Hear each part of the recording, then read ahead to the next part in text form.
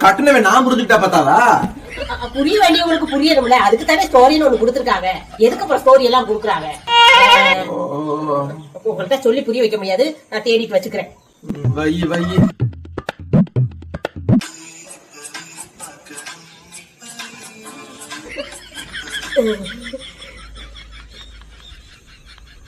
Story வச்சிட்டியா? வச்சுட்டேங்க. என்ன பாட்டு வச்ச?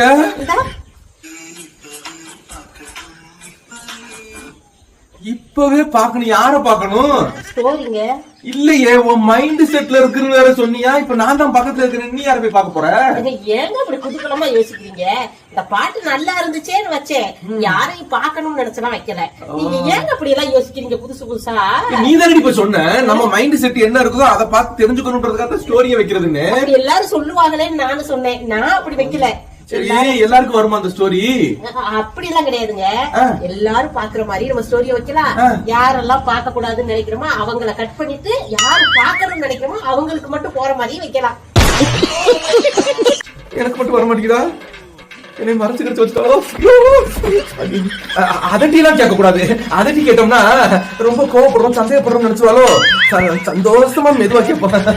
தங்க நானும் செல்ல உடச்சு பார்த்தாதே போல இருக்கணும். செல்லு கூட தேடி பார்த்து சோரி வரல. எனக்கு மட்டும் தான் வரல. எனக்கு தெரியாம வச்சுக்கியா? தெரியாம